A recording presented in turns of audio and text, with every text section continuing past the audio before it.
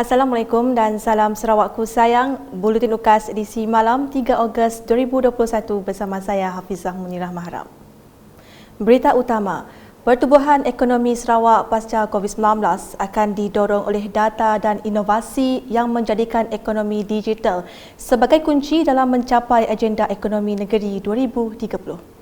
Ketua Menteri Sarawak Datuk Patinggi Dr. Abang Abdul Rahman Zohari Tun Datuk Abang Openg menjelaskan ia termasuk menubuhkan Majlis Tindakan Ekonomi Sarawak SEAC untuk merangka strategi ekonomi negeri pasca COVID-19 pada tahun 2030. Ujarnya pada 22 Julai lalu, beliau melancarkan pelan tersebut untuk memperkembangkan saiz ekonomi Sarawak daripada RM136 bilion pada tahun 2019 kepada RM282 bilion pada tahun 2030. Di samping itu, pelan tersebut tujuan untuk menyediakan 155,000 peluang pekerjaan, 195,000 peluang pekerjaan baharu, meningkatkan purata pendapatan isi rumah kepada RM15,000, mengurangkan jurang antara bandar dan luar bandar, mempertingkatkan kecekapan bekerja dan produktiviti melalui inovasi digital. Bercakap sempena perasmian kempen kesedaran kewangan Sarawak 2021 VISFA secara maya pada Selasa. Tambahnya, kerajaan juga telah melancarkan strategi ekonomi digital Sarawak 2018 hingga 2022 sebagai pemangkin kepada agenda ekonomi digital termasuk e-commerce dan digital government. Katanya menerusi langkah tersebut, platform dompet digital e-wallet yang dikenali sebagai Sarawak Pay telah diwujudkan dan akan terus diperluaskan. Setakat September 2020, Sarawak Pay telah mencatatkan sejumlah 13.789 juta transaksi dengan jumlah transaksi bernilai 588 juta sejak diperkenalkan pada November 2017.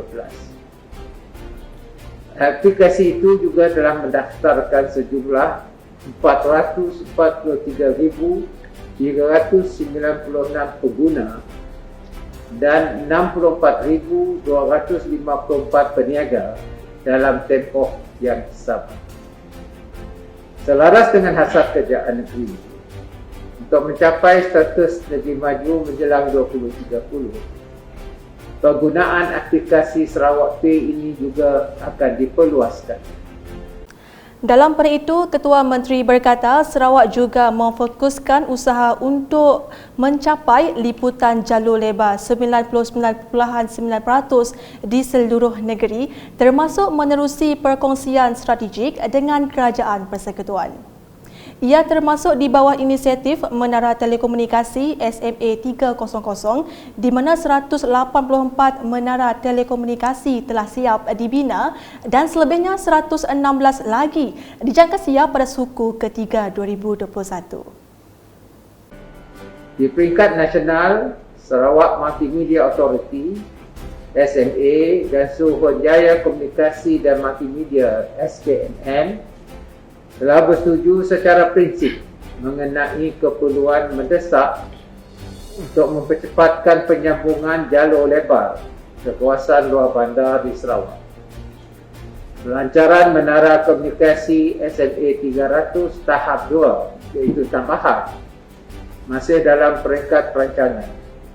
Namun, setelah siap kelak 600 menara komunikasi tersebut akan melengkapkan pelan pagerisasi dan sambungan nasional yang ada iaitu Jendela, inisiatif oleh Kerajaan Persekutuan yang merangkumi 636 menara telekomunikasi baru.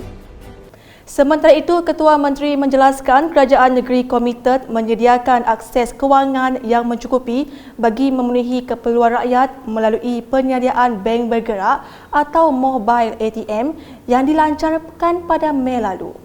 Katanya inisiatif itu merupakan usaha sama antara kerajaan negeri, Bank Negara Malaysia dan institusi kewangan dalam merealisasikan impian penduduk luar bandar untuk mendapatkan akses kepada perbankan dengan lebih cepat dan kondusif. Keperluan dalam menyediakan infrastruktur yang baik akan terus diutamakan supaya institusi kewangan dapat terus menawarkan servis ke seluruh pelosok negeri dan menawarkan perkhidmatan kewangan yang lebih efektif dan efisien. Pada bulan Mei yang lalu, kita telah berjaya melancarkan bank bergerak mobile ATM yang diusahakan khas untuk penduduk di kawasan luar bandar. Usaha sama antara kerajaan negeri, Bank Negara Malaysia dan institusi kewangan akhirnya berjaya merealisasikan impian penduduk luar bandar untuk mendapatkan akses kepada perbankan dengan lebih cepat dan kondusif. Ketua Menteri turut menyeru institusi kewangan untuk menawarkan lebih banyak solusi inovatif dari segi produk dan servis yang ditawarkan dan saluran perkhidmatan supaya agenda keterangkuman kewangan dapat dinikmati oleh rakyat di negeri ini. Dalam hal ini, beliau mengalu-alukan produk kewangan, pelindungan tenang yang menyediakan pelan insuran dan takaful mampu milik seperti pelan insuran kebakaran rumah kampung dan rumah panjang. Perlindungan tenang ialah inisiatif kebangsaan untuk menyediakan pelan insurans dan takaful yang mampu milik seperti pelan insurans kebakaran, rumah kampung, rumah panjang supaya kita dapat melindungi aset keuangan dan orang-orang tersayang. Melalui perlindungan tenang, semua golongan rakyat kini boleh membeli atau menyertai pelan perlindungan yang mampu dan mudah difahami dengan proses tuntutan yang senang dan ringkas. Laporan seterusnya, Menteri Kebajikan Kesejahteraan Komuniti, Wanita, Keluarga dan Pembangunan Kanak-kanak Datuk Seri Fatimah Abdullah menerima kunjungan hormat daripada Ketua Jabatan Siasatan Jenayah JSJ Sarawak, Senior Assistant Commissioner Polis SAC Lukas Aked di Baitul Makmur pada Selasa.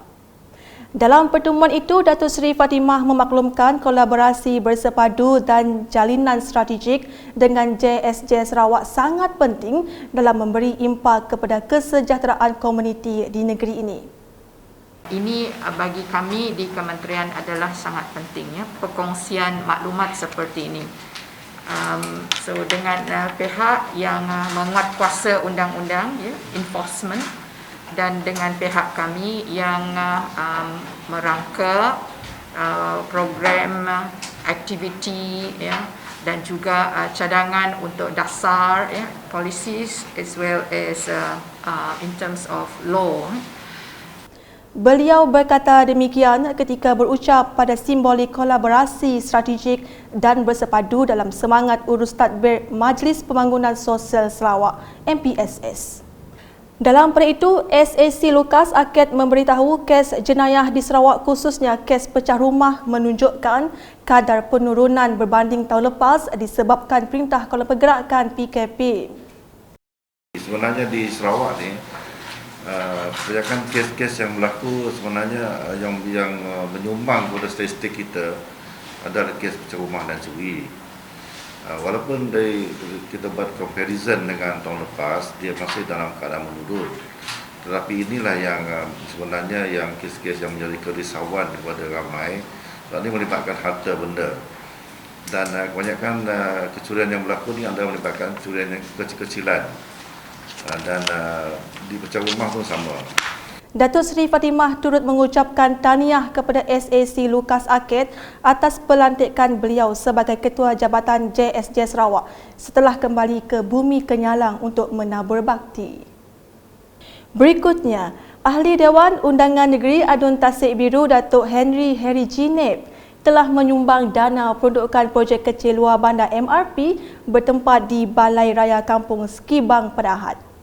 Dana berjumlah RM3,000 itu telah diserahkan kepada Jawatan Kuasa Kemajuan dan Keselamatan Kampung JKKK Kampung Skibang melalui Ketua Kaumnya Doros Nopek. Manakala sejumlah RM5,000 lagi diserahkan kepada Guru Besar Sekolah Kebangsaan Skibang Jangor Durin mewakili Persatuan Ibu Bapa dan Guru PIBG SK Skibang. Peruntukan tersebut bertujuan untuk melaksanakan aktiviti mahupun program tahunan. Datuk Henry dalam ucapan ringkasnya berkata sudah menjadi tanggungjawab beliau sebagai wakil rakyat untuk sentiasa memberikan yang terbaik kepada kawasan jagaannya.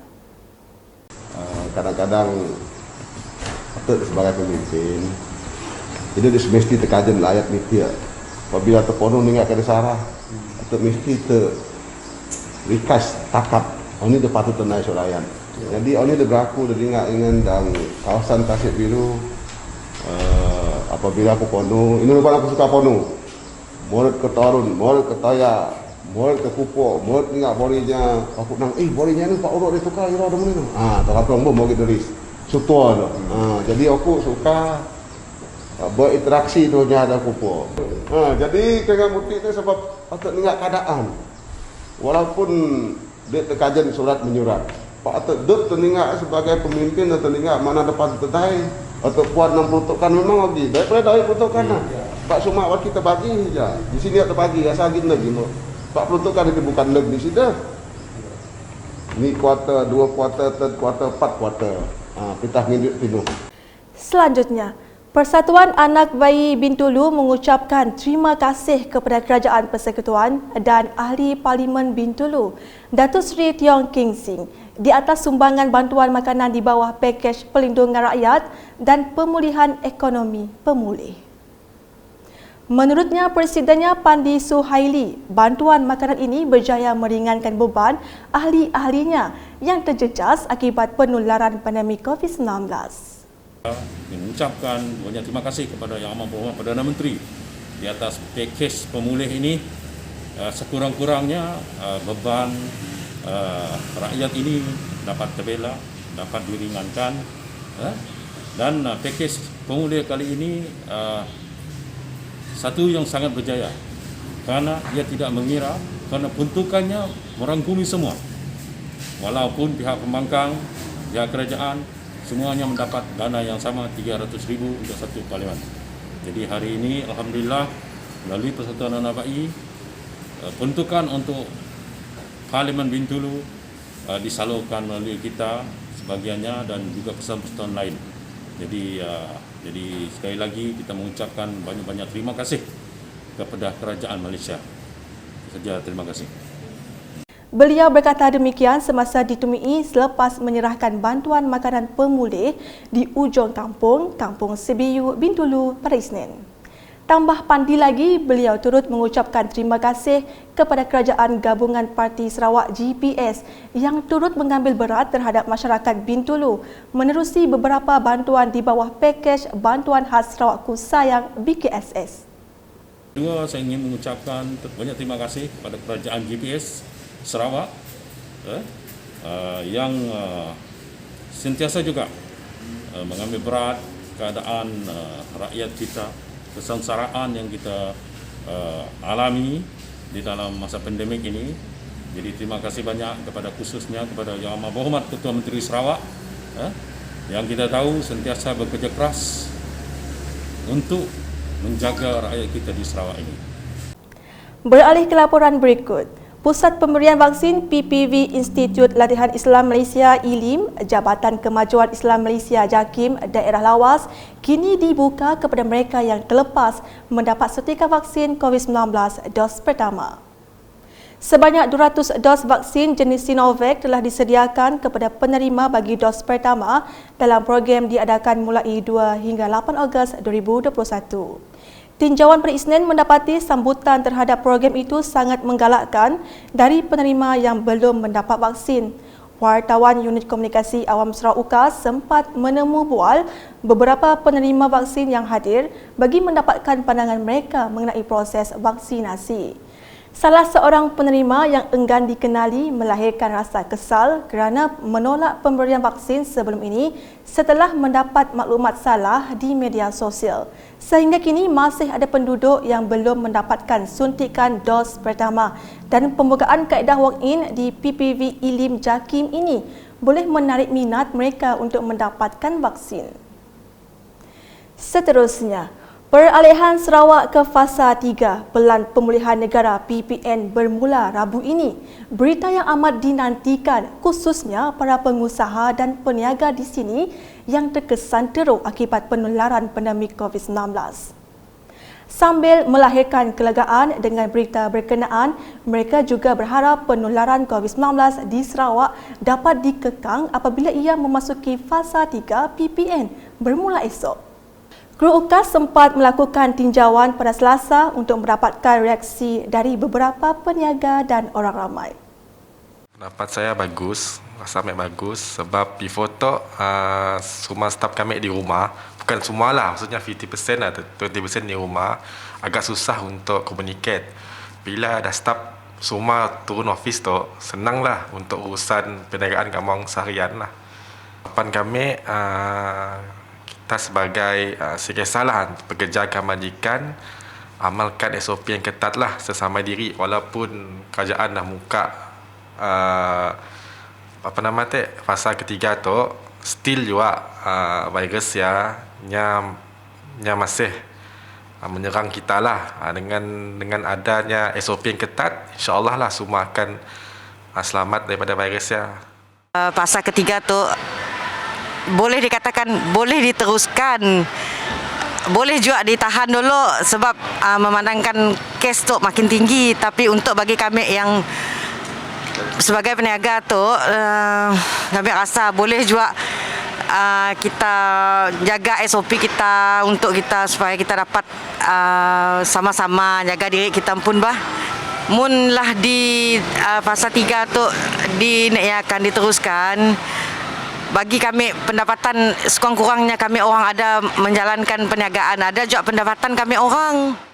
Fasa ketiga memang wajar dilaksanakan untuk kita seluruh Sarawak lah ataupun sikit Malaysia.